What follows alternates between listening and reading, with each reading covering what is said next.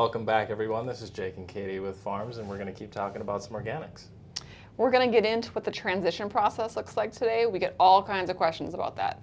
So Jake, does a farmer's whole operation have to be certified organic? No. So this is a big misconception. Your entire operation does not need to be certified organic. You can choose to certify certain parts of your operation, certain crops within your operation. It really just depends on what makes the most sense for you and your farm. So for example, if you're running like a veggie operation and a fruit operation at the same time, you can choose to certify organic at least the veggie side of it or the fruit side of it, and or both. Again, it really depends on how you want to run your farm. With that being said, there are regulations that you do have to be mindful of to prevent contamination between your conventional side of the operation and your organic side of the operation. And you have to distinctively show within your OSP how those two crops are going to be separated and to make sure that they're not going to be cross-contaminating each other.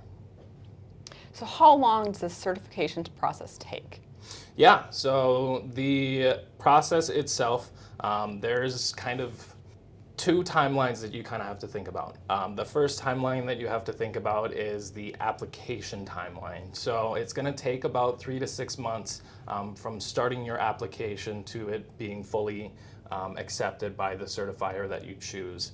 The other part is the 36-month window period that your farm has to be without prohibited substances from the organic program. So with that being said, let's say you had a crop out in your field this summer and you used an insecticide in July that was not within the organic parameters. So that 36 months of organic transition period starts on that July last application, not necessarily when you harvested the crop. So that's where the distinction of that 36 months is really important. It's just until the last time you applied a prohibited substance. Yeah. So how much does it cost? Yeah, so the cost really depends on a few different factors. The scale of your operation along with the specific services that you're looking for. The agency, the certifying agency, are all going to have their specific fee rates.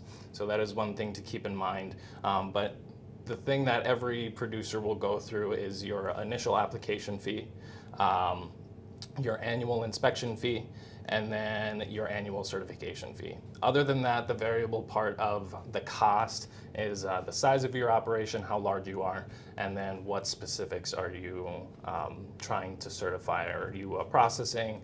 Are you crop? Are you livestock? So that's where some of those fees can vary. But overall, the cost to go from conventional to certified organic ranges anywhere from $500 to $2,000 for a small to medium scale farmer.